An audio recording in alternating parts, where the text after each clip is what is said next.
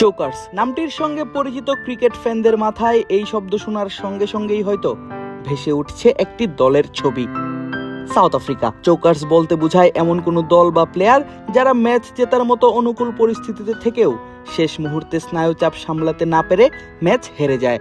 আর এই শব্দটা ওতপ্রোতভাবে জড়িয়ে আছে সাউথ আফ্রিকা দলের সঙ্গেই। 2026 সালে এসেও বদলালো না প্রোটিয়াদের ভাগ্য। শিরোপার খুব কাছে, অর্থাৎ সেমিফাইনাল থেকেই বাদ পড়তে হলো তাদের।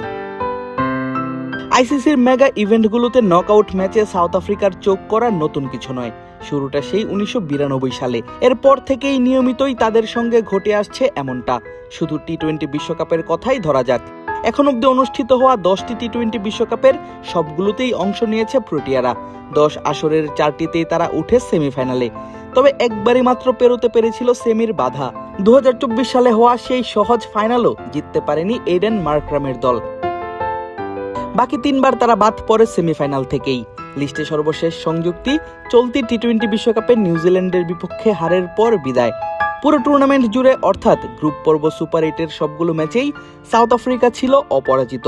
তবে সেমিফাইনালে এসেই কিউইদের বিপক্ষে দেখে লজ্জার হার।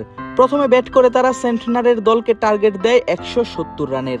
সেই রান মাত্র 1 উইকেট হারিয়েই তুলে ফেলে ব্ল্যাক ক্যাপসরা।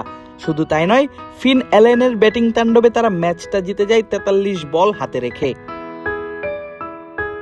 আর এমন এক পাক্ষিক ম্যাচে হেরে সাউথ আফ্রিকার প্রধান কোচ শুক্রি কনরাড দাবি করেন এই হার্ট চোকিং নয়, বরং এমন হারের পর মুখ লুকানোরই জায়গা পাচ্ছে না তার দল।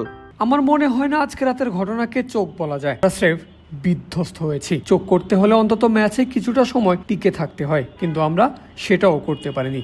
সাউথ আফ্রিকায় আমরা এটাকে বলি আমাদেরকে মুরট করা হয়েছে। আজকে রাতে আমরা প্রপার স্নট ক্ল্যাপ পেয়েছি। এটিও সাউথ আফ্রিকান ভাষা, যেটির মানে মুখ লুকানোর জায়গা পাচ্ছি না আমরা। চিজি আইসক্রিমের সাথে ভেলভেটি কেকের মিশ্রণে পোলার রেড ভেলভেট আইসক্রিম। মন ভালো থাক। নিজেদের এমন শোচনীয় পরাজয়ের পেছনের কারণও খুঁজে বের করার চেষ্টা করেছেন কোচ।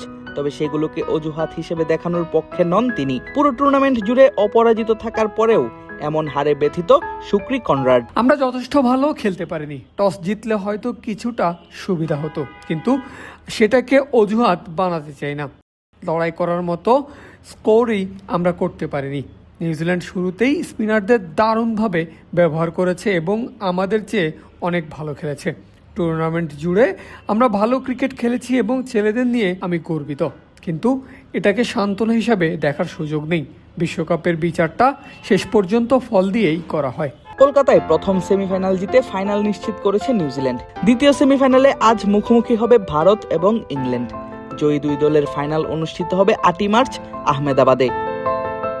আদিব আশরাফ, ক্রিক ফ্রেন্জি।